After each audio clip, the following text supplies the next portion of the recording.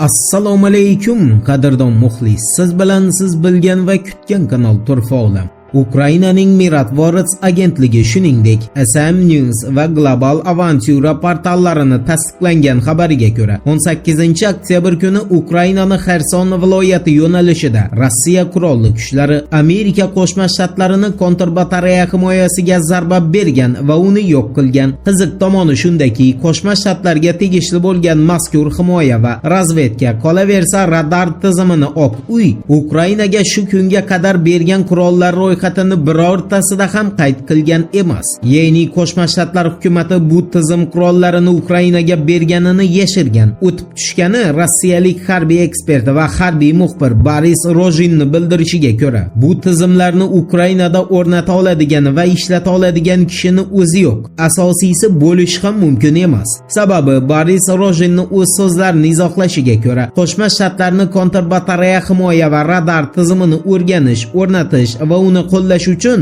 soha mutaxassislari yillab maxsus tayyorgarlikdan o'tish kerak bo'ladi. Aniqrog'i bu tizim o'ta murakkab. Shundan xulosa qilish mumkinki, Ukrainadagi kontrbatariya himoya va radar tizimlarini shaxsan amerikalik harbiylarni o'zi o'rnatgan va o'zlari boshqarmoqda.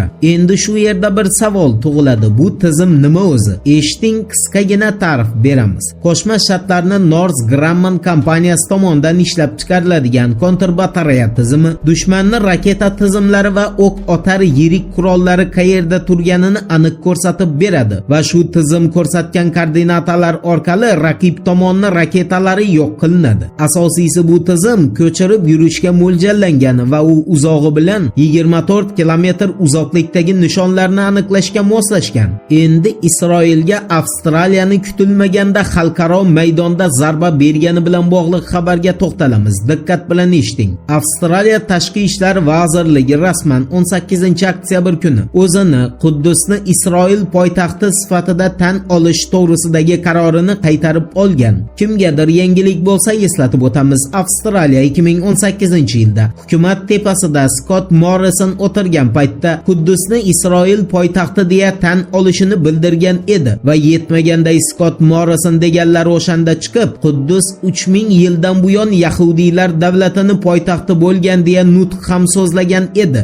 Aslini olganda Quddusni Isroil poytaxtiga aylantirish fikri Amerika Qo'shma Shtatlarining prezidenti Donald Trampdan chiqqan. Aniqrog'i bu turgan bitgani xatolikdan iborat g'oya Donald Tramp tomonidan Birlashgan Millatlar Tashkilotida kun tartibiga qo'yilgan. Eslatib o'tamiz, 2017-yilning 21-dekabr kuni Birlashgan Millatlar Tashkiloti Bosh Assambleyasi Quddusni Isroil poytaxti deya tan olinishiga qarshi, shu so'zni takrorlaymiz, qarshi ovoz bergan va uning ovozi o'zgarganicha yo'q, o'zgarmasin ham.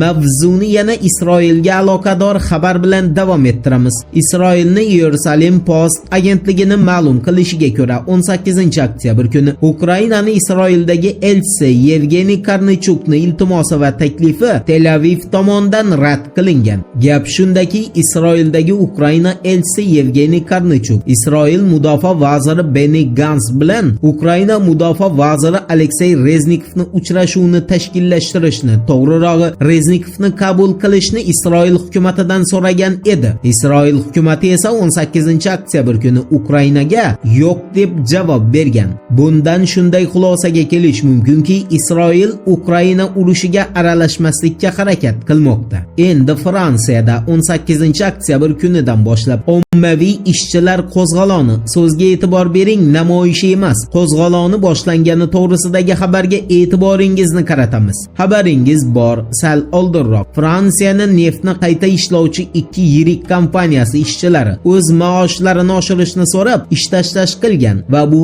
ish tashlash 18-oktyabr kuni rasman qo'zg'olonga aylanib ketgan. Le Figaro gazetasining yozishiga ko'ra 18-oktyabr kuni mamlakat poytaxti Parij 21-asrda ko'rmagan tartibsizliklarga guvoh bo'lgan va ish Ishchilarning 18 oktyabr kungi politsiya bilan to'qnashuvlari Parijdagi do'konlarning aksariyat qismini vayron bo'lishi bilan yakun topgan. Rebellion agentligining bildirishiga ko'ra esa Italiya poytaxti Rim ham 18 oktyabr kuni namoyishchilarga to'lgan va ular mamlakat ma'muriyatidan Italiyani NATOdan chiqishini talab qilmoqda. Voqealar rivojini birgalikda kuzatamiz. Turfa bilan qoling, siz kutgan kerakli ma'lumotlar hali oldinda.